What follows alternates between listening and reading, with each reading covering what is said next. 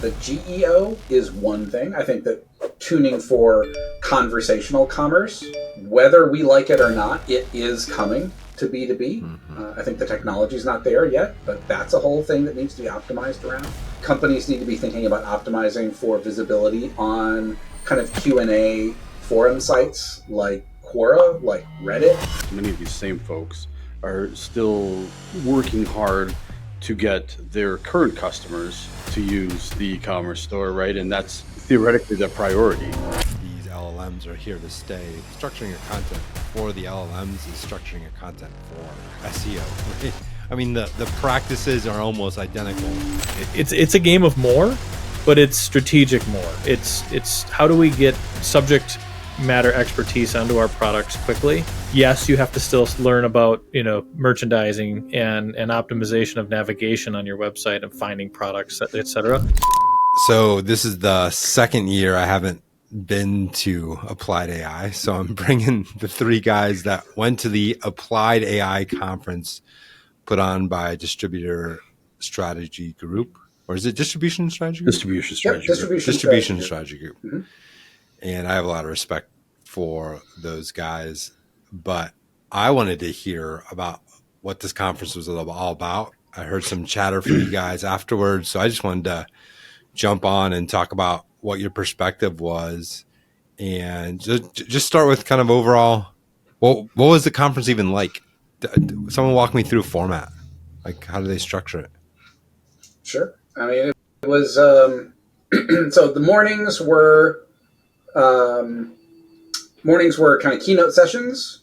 So they had speakers coming. Like I think the first full day was the Don from Sonopar. Sonopar, yep. He runs their digital strategy, and Sonopar is just, I'm sorry, they're just so innovative. From a digital strategy, thinking big, building a lot of processes and and customizing technology for their platform. It's remarkable. But I think so he came in and he talked about just kind of like their mindset for digital, which was really, really good. But it was things like that in the morning. Like one or two or three kind of keynote speakers. And then the afternoons, there were multiple tracks where different technology vendors, service companies who were working in the AI space would all kind of present, three different sessions. You could pick which one you wanted to go to and you could hear companies talking about their platform and features and functionalities. You could hear some of them were talking about just kind of mindset things about AI and the use of it specific to distribution. It was a little bit of a mix, and then kind of closing out the evening with a little social, like a little wrap up, and then a little social thing at the end. But yeah, what were some of the favorite sessions? Jay and Sam, what were some of your favorite sessions that you saw? Canva AI. I mean, that was standing room only. But it was all about order automation, essentially. I think you just, from a practitioner standpoint, the user, the companies were there not in terms of this, I'm going to solve all my problems with AI. They were looking for very tangible, specific business use cases. And one that just was very popular was the whole order process, the automation of quote to order to validation for your CSR, and automating that process as much as possible, carrying through that data all the way to invoice, essentially. Canva AI had a pretty good demonstration of that. But Go Motivate also has similar functions, and they were there. And good. And there was one more. Connexion was there. And, yeah. And so that was one of the most practical things that I saw just people were flocking to learn more, because I think they see that it's within grasp of doing. Nice. Jay, what was one of your favorite sessions? So I also enjoyed the Canvas session and some of the other order management ones. I thought it was interesting, actually, just the different, just the profile of the different vendors that were there. So you had the PIM guys, you had some CRM guys, you had some of the order management folks. So it was just kind of it was an interesting breadth of kind of where AI is having some practical uses right now. Was it legacy, like lots of legacy platforms? No, I Or think it was was it basically, I think most of the platforms that were there, the reason for being there was that they had some sort of a solution, built around AI on their platform. But again, it was interesting just walking around and talking to some of the people that were there, because you still find that it's what's old is new again, and that is you really need to have your data straight, right? So a lot of the attendees, I think, from my just talking to people between sessions, during meals, things like that, it was I thought people were trying to get a really good understanding of not only what the solutions were, but what they were going to need to do on their end to be able to best utilize them. So, Jason, Yeah, I you were there last year. Sam and Jay, you guys weren't there last year. Right? No.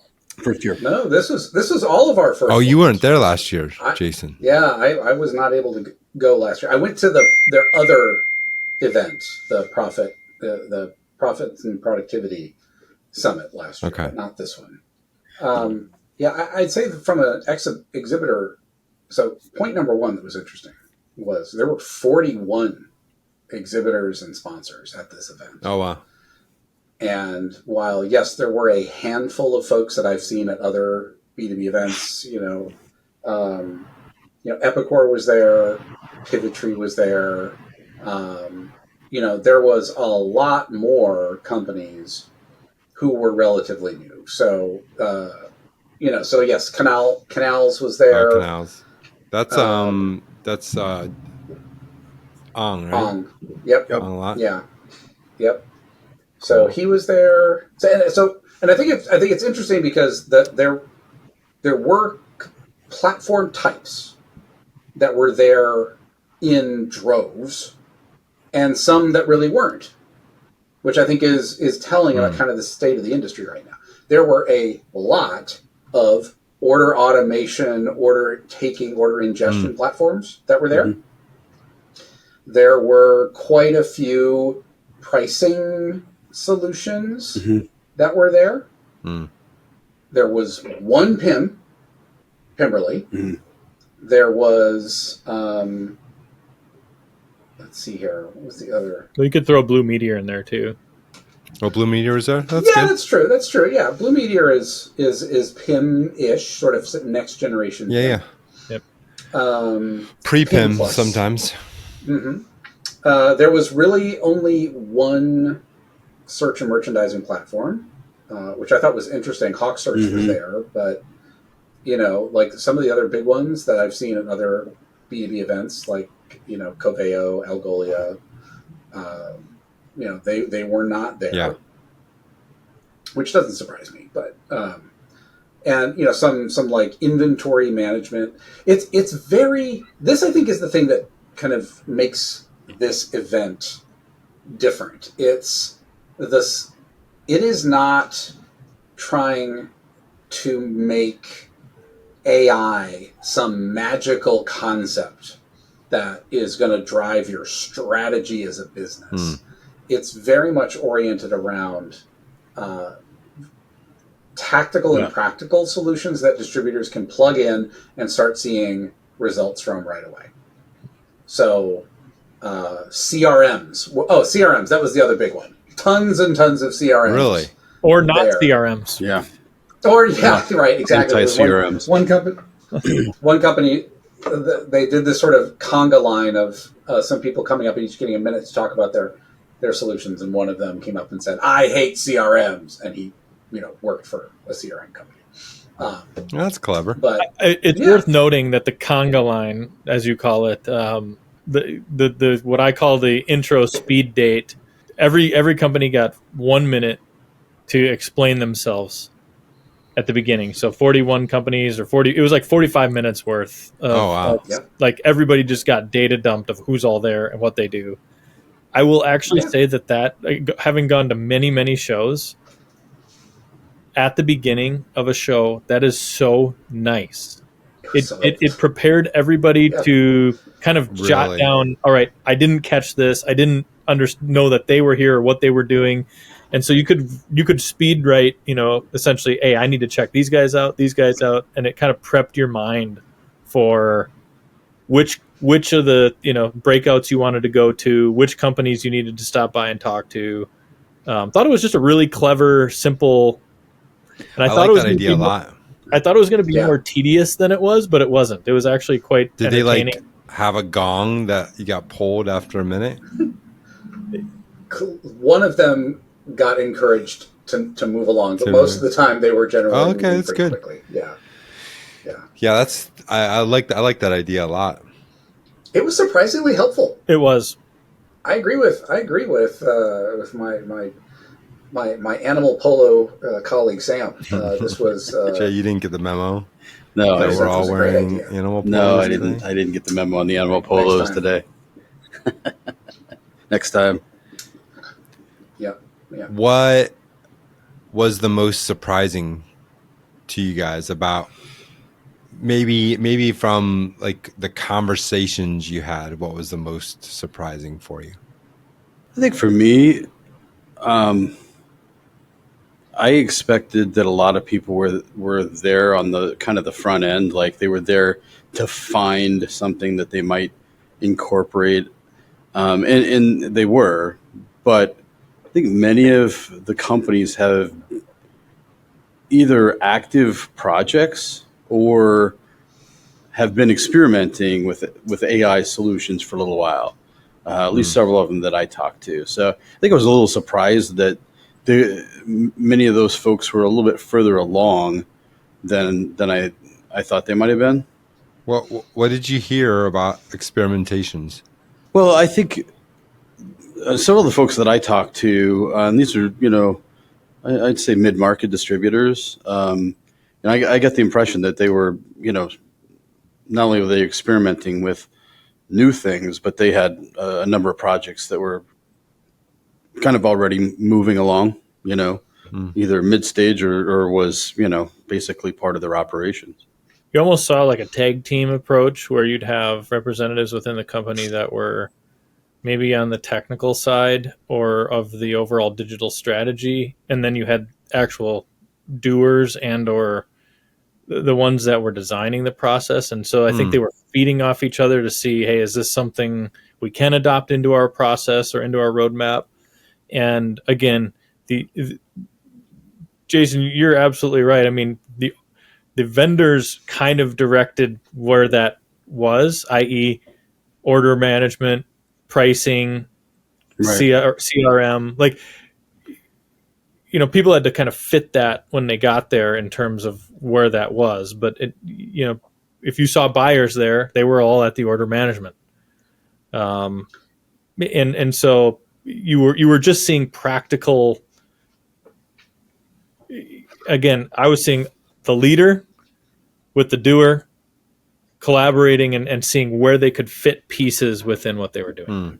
In a lot of conferences, you see the customer experience folks, right? The e-commerce practitioners and the product data people, and the people that are sort of responsible for that customer experience. Here, like you're seeing a profile across the organization, that includes operations and IT, pretty heavy IT in a lot of cases, and at least from what I saw. So I was surprised it was much more operations than sales. yeah. That was maybe maybe I just happened to talk to only operations people. Maybe that's me, but I had that feeling too, actually. I met more operations folks than I met sales. That's interesting. That's leveraging your what's supporting sales essentially. Which there's huge market or huge opportunity for applying AI to your operations. So But it also find it interesting that there wasn't as many salespeople there, and yet there were so many CRM. Right. Would you concur with that? I mean, Jason, I felt more operationally presence. Yeah.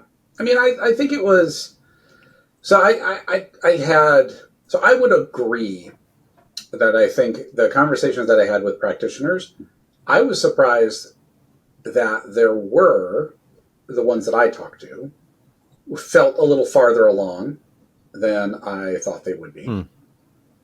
But that being said, there were a couple of speakers where they were asking people how many LLMs, how many AI tools are you in? How many of you are engaged with one every day? And I'd say maybe about 50% of the people in the room raised their hands. And then I think this was Don Sarno from Sonepar who asked this. And he said, how many of you are using at least 2 platforms every day? And almost every hand dropped. So, like, there's a lot of dabblers. I think that there are, because I also think it's important that we differentiate between the use that a distributor makes of a piece of technology that leverages LLMs and AI, right? Whether that's maybe something like a Connexium, something like a Canal, something very tactical and practical that's leveraging generative AI to do it, versus somebody who is starting to explore something that's a little bit less structured, like using next level use of Claude. Somebody who's really appreciating the difference between ChatGPT 3.0 and 4.5. Somebody who is, somebody who's subscribing to the neuron and keeping up with everything that's going on amongst all the different. There is a difference there. And I did not necessarily feel that the folks that were in attendance from the practitioner side were folks that were sort of in that next that next level. Did you hear anybody doing their own projects? So I hear a lot of platform talk, like using tools. I mean, using ChatGPT or whatever, like I get that. But then you have the platform tools that have AI in them, and they might be new. And then you have a whole another level, which is building out applications, for your own use of AI. Did you run across any of that, or was there any conversations about that from the stage? I talked to probably a company or two, at breaks or during lunch one day, that I felt like that's what they were referring to, that they had a couple of platforms they were standing up, but those were, upper mid-market distributors. So, and those were IT folks and, process improvement folks. So I got the impression they had been those were some of the people that I felt I was a little surprised they seemed to be a little bit further ahead. I didn't run into anybody that was doing custom at that point of, I mean, a lot of the people I was talking to still had the training wheels on. They weren't ready to be running the mountain stage of the Tour de France yet. Yeah, makes sense. You mentioned the PIM vendors. I've been kind of thinking through this resurgence of PIM for AI. Had a couple conversations, and with AI needing to feed on content, the also need to have that in structured format, and where PIM for e-commerce feels like it's been tapering off a little bit. PIM for AI having, kind of a new label being put on that. Any thoughts on that, especially Jason and Sam? So many. MCP. That was the buzzword around the product side, at least. Why don't you define? Can you guys define that? Yeah, for the audience. Jason, I'll let you articulate because you're so eloquent with your descriptions. So, and you just posted on it not too long ago. Yeah, that was a great article, by the way. Yeah, so MCP is, so think of it as it's MCP is built for a world in which AI powered agents are going to be using your platform, experience, website, whatever, to search for and buy products. And so I liken it to, it's like you have a shopping mall, right? And historically, when I as a human go into a shopping mall, I know what these stores are. I know what I can order at an Orange Julius versus the PF Chang. I know what products, I know what activities I can do in a bookstore as opposed to a clothing store. I'm not going to go into a bookstore and then undress and start reading a book. But it's perfectly acceptable for me to do that in a clothing store. I know that because I've got experience with these different kinds of stores.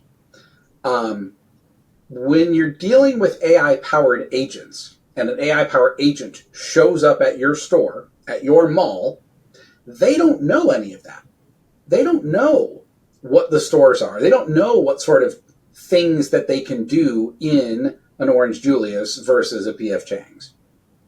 So MCP is sort of like that store directory, a really robust store directory that you come in through the API and you lay out for them, hey, these are the different stores that we have. These are the different product types that we have. These are the different things that you can do in these stores. You can ask for pricing. You can check availability. You can request a particular size. And when you're doing that, also, here is the list of all of the specifications, attributes, things about the products that are available in that store that you can use to ask about or request or buy anything you want when you go into any given store.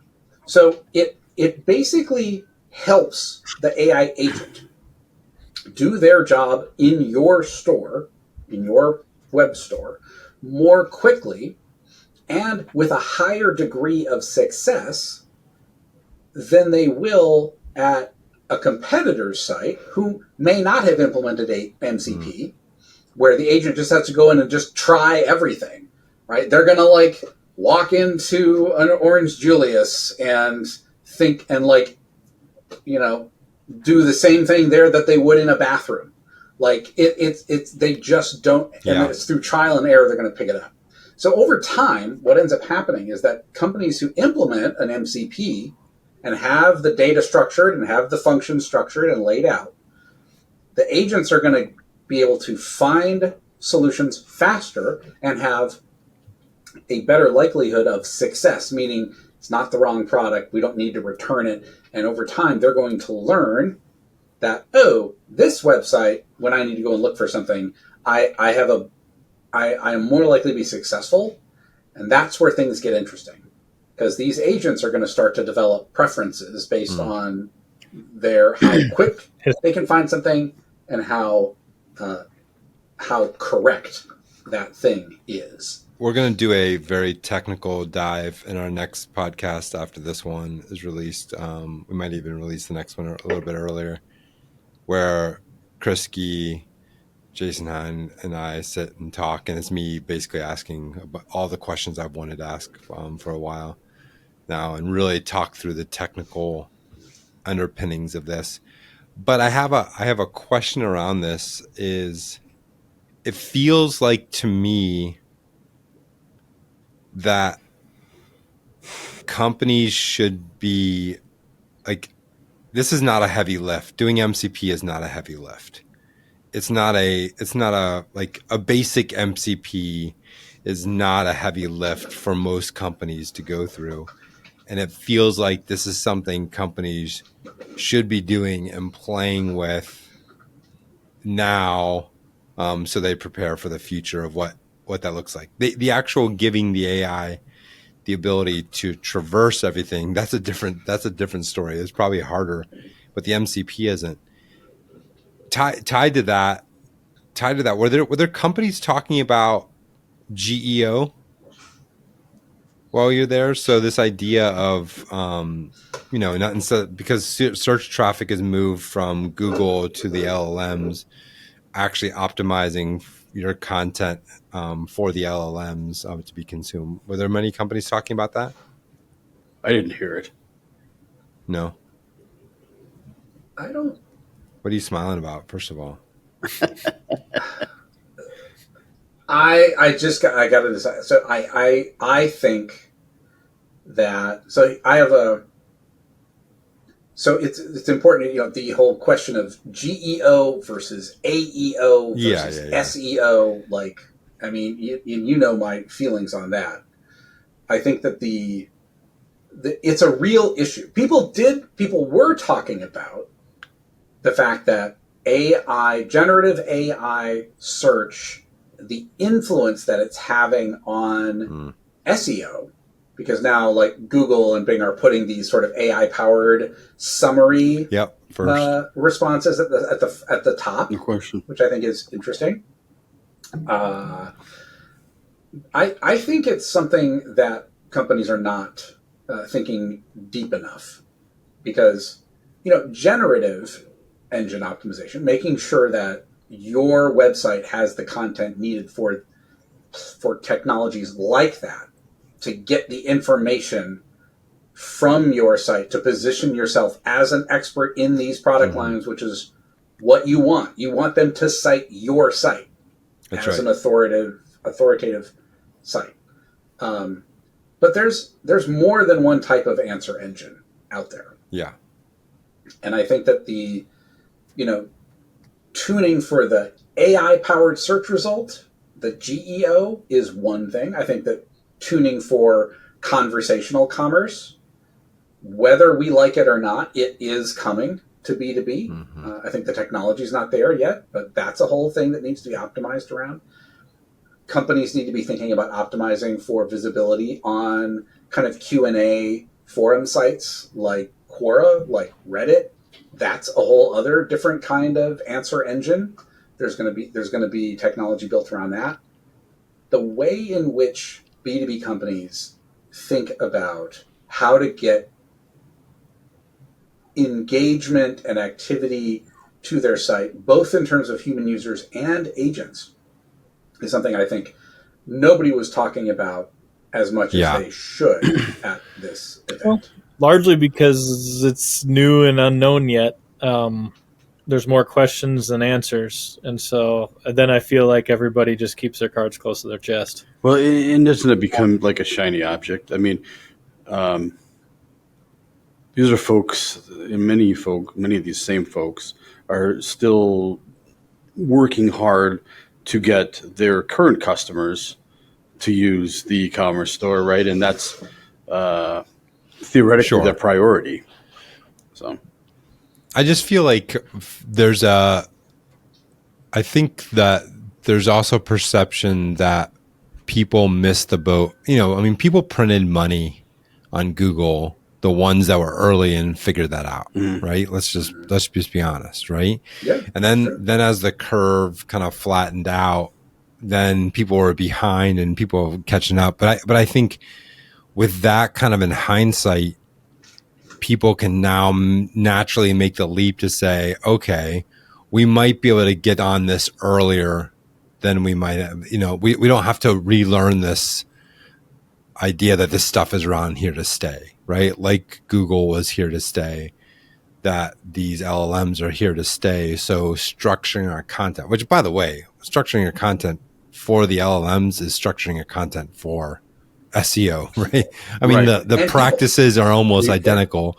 Well, that applies to MCP, in my opinion. MCP is the same. Yeah. It's all, but I kind of like this angle across any data management. To me, you're going to almost have it structured, ready to go within any PIM. Yeah. But I kind of like this angle because of motivating people to get that structured to be able to be consumed, because it's easy to kind of see this trend line. So even though it does affect all the other good things that you should be doing anyways, this I think is an idea that will spur on many people to respond to that, especially on the manufacturer side. I mean, let's be honest, right? Distributors are just more in a more competitive environment. Manufacturers have the ability to truly own different categories where their products should shine in the LLMs. And to do that takes more than just product data. It's product knowledge and install and all the things that we've talked about many times here. I think the real opportunity, well, naturally you're going to have distributors or e-commerce sites in general say you just need more data. It's in order to be the best at this, it's more. And while that is maybe 80% of the case of just building out your data to be robust and thorough, I think the art will boil down into assets, like digital assets of unstructured data behind your products and capturing that from your manufacturers. And that's from the distributor side. From the manufacturer side, it's just bringing more of the information to light around the products you make, because that will get picked up. And it doesn't have to be extremely organized. It just has to be available and in a consumable way, visible to the customer on the website. And whether that's at the manufacturer or the distributors are able to link their products to that information from the manufacturer, it's a game of more, but it's strategic more. It's how do we get subject matter expertise onto our products quickly? Yes, you have to still learn about merchandising and optimization of navigation on your website and finding products, etc. But that's not going to improve the GEO experience. That's going to be more your customer experience once they're on your site. A byproduct will be improvement of building out your data for GEO or any search optimization.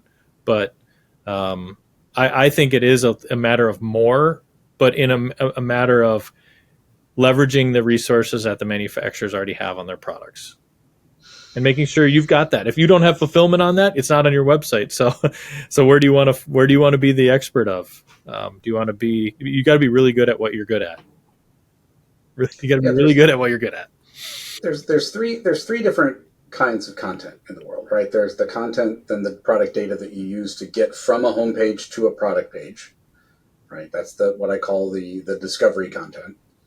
There's the content that once you get to that PDP, persuades you and convinces you that, yes, this is the product that's going to solve my problem.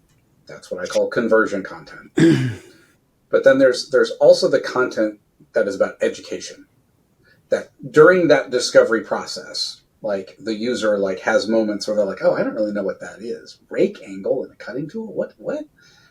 And you want to, in that moment, provide that user with the definition of that attribute right there so they don't leave your website and go somewhere else to learn about it. That turns out is a better customer experience. What rank angle? Yeah, exactly. Right. Then they all go to McMaster-Carr and they buy there.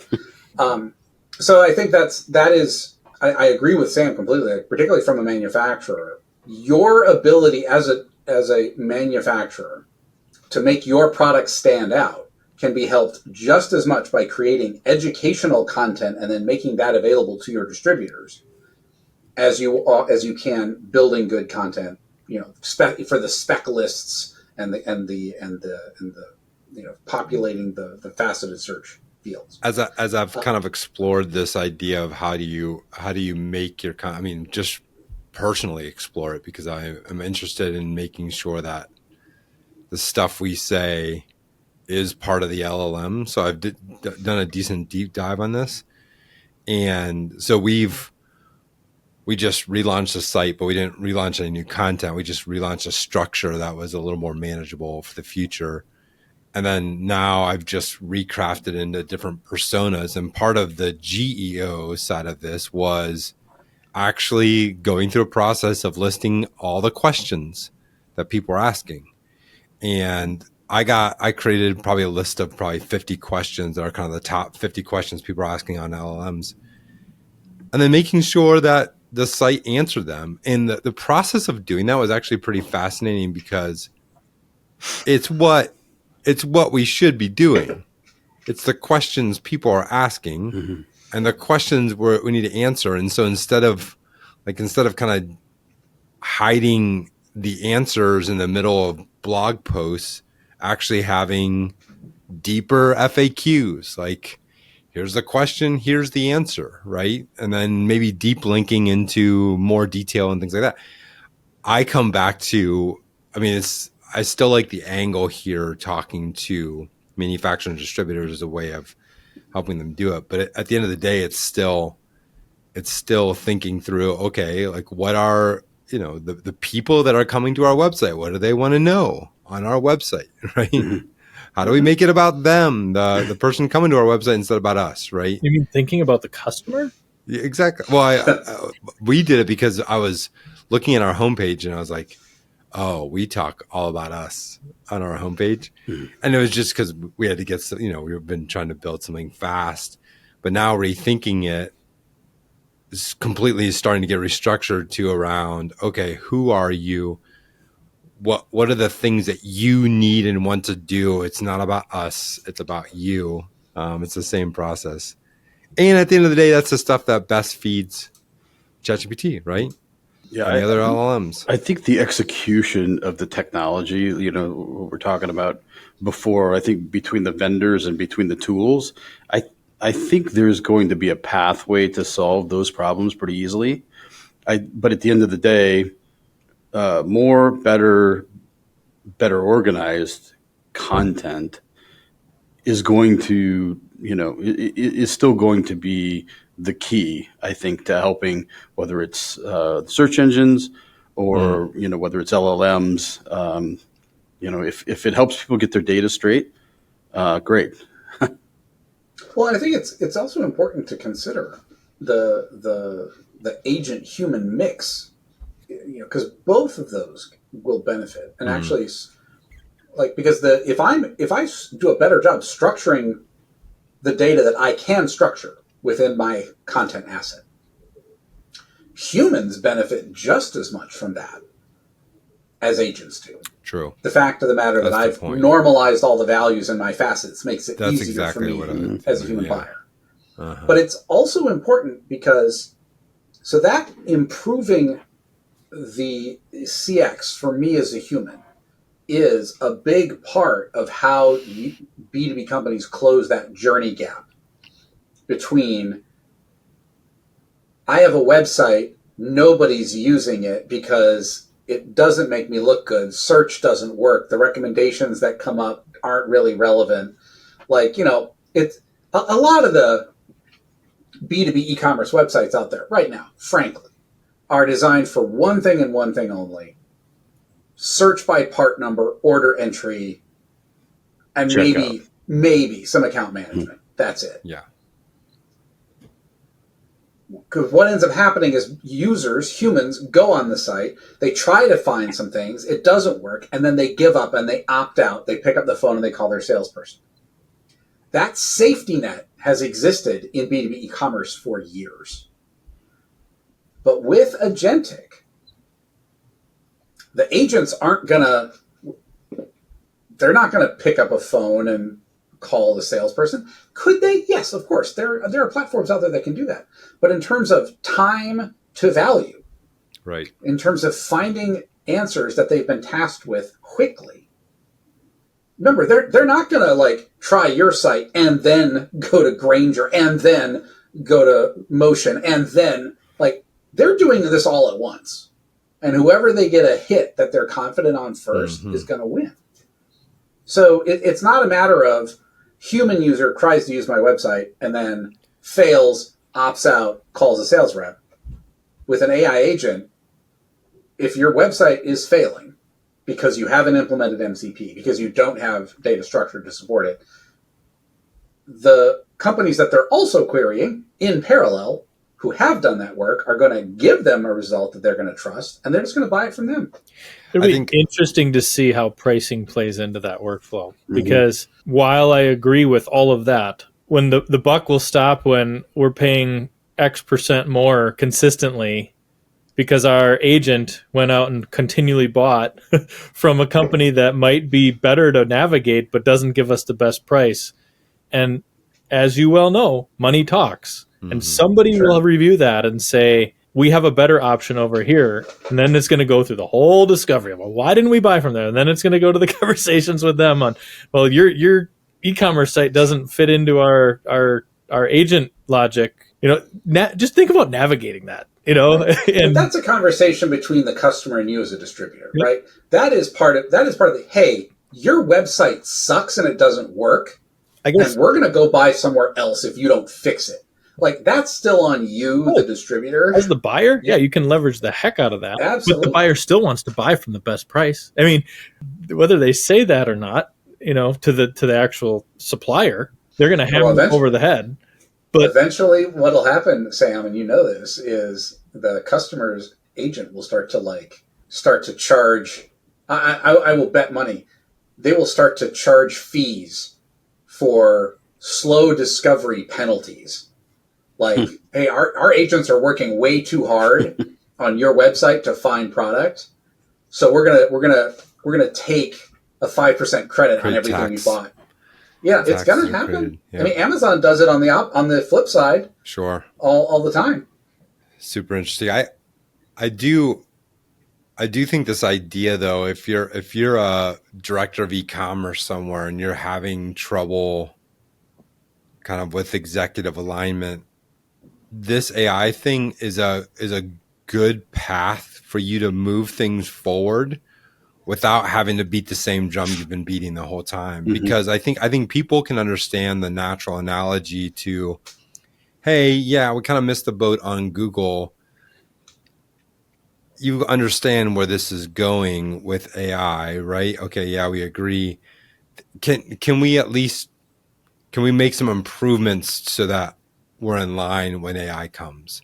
And then I think you can get some stuff done inside your organization without even having to talk about e-commerce. You could talk about AI and do the things that you said, Jason, which is, hey, we got to improve the human experience to improve the AI experience.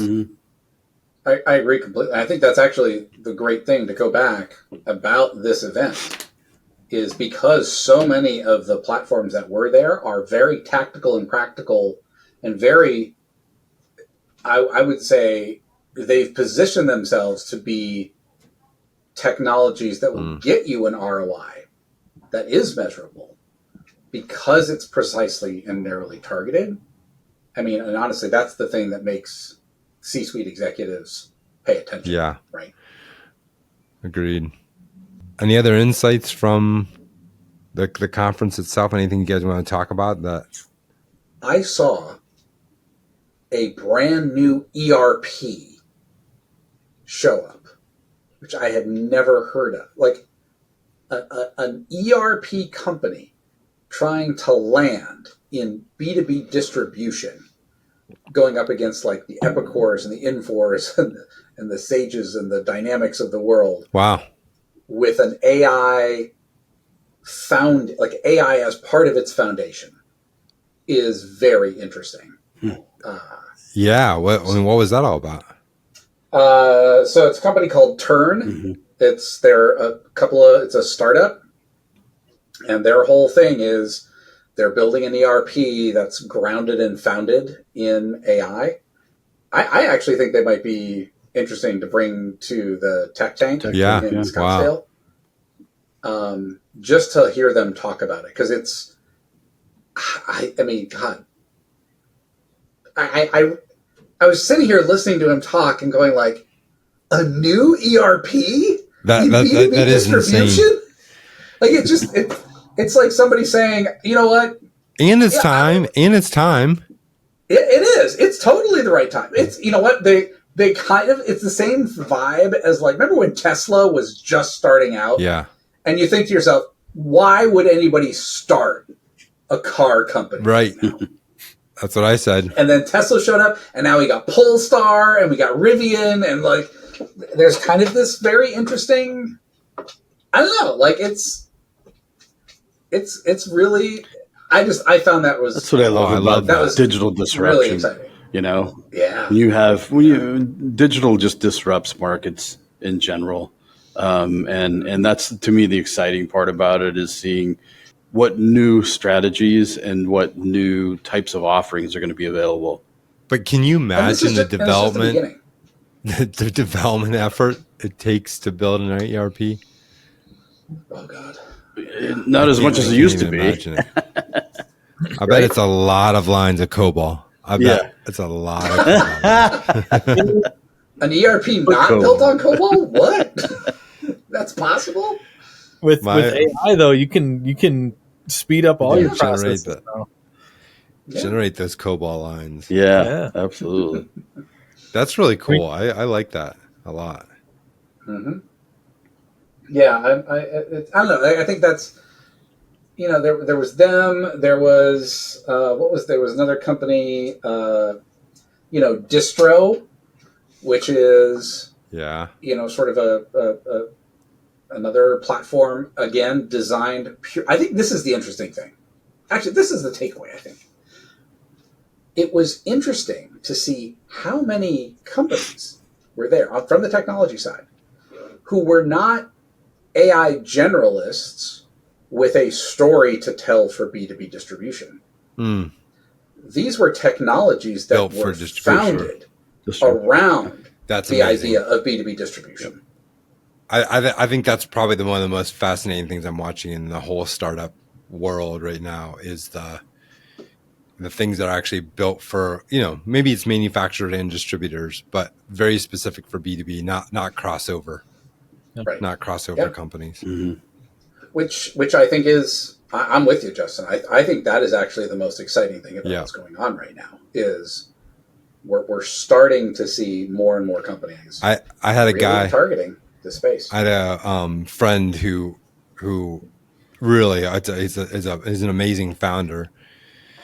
And so he's starting his second. And he's like, I started on the B2C side, and I kind of was like, I'm gonna go to explore this B2B side, because I think I want to launch there first. And I said, this is a new wave that we're seeing. He's doing it in the GEO space. I said, I think you will gain customers incredibly fast in that space. Once you figure out the story, I still think this is the area where those companies struggle, is because they're talking about building platforms around products and industries that they have no direct contact, direct experience with. So they need to figure that out. Yep. But when they do, it could be very exciting. Mm-hmm. Pretty good. The go to market on that is how much time you have to spend with the customers to learn that, what is truly repeatable within the business process that can be solved, versus how much is customized. And, not that you can't do it, but all of your energy and your value is on the front end with the customer, essentially building that story out. It's a little easier on the consumer side to just put everybody into one bucket. Mm-hmm. Doesn't seem like that's going to be as easy on the B2B side, only because everyone's going to have their own little flavor of how they want it, and which will drive some companies nuts. But those who can kind of grasp that quickly, focus their resources on capturing the problem they're trying to solve, the commonality in the problem they're trying to solve, is going to be, it is interesting. And I think, to your point, Justin, is there's more and more companies now are seeing this as a huge opportunity within the market to be, let's just say this, the customers are hungry for help. They are. Going back to Sam's point, one other thing I do think it's important to call out, while he is right that there are a lot of industries and verticals, each of whom has their own little nuances, I would argue there's actually never been a better time for software companies to get into this space, because there's this organization called the B2B e-commerce Association, which has this whole cadre of coaches. The network and our coaches that can help you do positioning. Exactly. Exactly. Some members of those coaching communities have built entire businesses. I don't around disagree it. with So that comment at all, that additional insight at all. I think it's Reach it's out. a great time. Yeah. I'm happy to connect you to all coaches that can be very specific to your messaging needs and story needs. No, I mean, that actually shouldn't be downplayed. It's one of the most amazing things that we have is from a vendor side or from a startup side, being able to help someone build that story so it meets the needs of manufacturers and distributors. And that story does take time to develop and figure out. Very good, guys. I appreciate it. Thanks to Ian, Jonathan for having us at the Applied AI Conference. Maybe in year 3, I'll be able to go. I actually really missed going. I was really interested in just learning while I was there. Yeah, it was a great event. It was. Enjoyed it. Well done. Excellent. Thanks, guys, for being here. Cool. Manufacturers, distributors, leaders in the zone. If you're building B2B, this the podcast throne. The industry's heartbeat, we're setting the tone. Turn insights to actions, it's how empires are grown. We're talking change management, breaking resistance. Strategies so sharp, they redefine persistence. Customer adoption, it's more than retention. It's building a movement, commanding attention. It's the B2B e-commerce show, where the vision is clear and the strategies glow. From the top of the globe, we're the pros who know. Turn the volume up loud, it's time to grow. We bring news, big topics, insights to spark. From the boardroom's glow to the warehouse dark. Digital transformations, the path we're paving. Helping you lead through the change you're facing. This is more than a podcast, it's the industry's voice. Giving you the tools to make the right choice. No fluff, just facts, no hype, just action. The show where solutions are more than a fraction.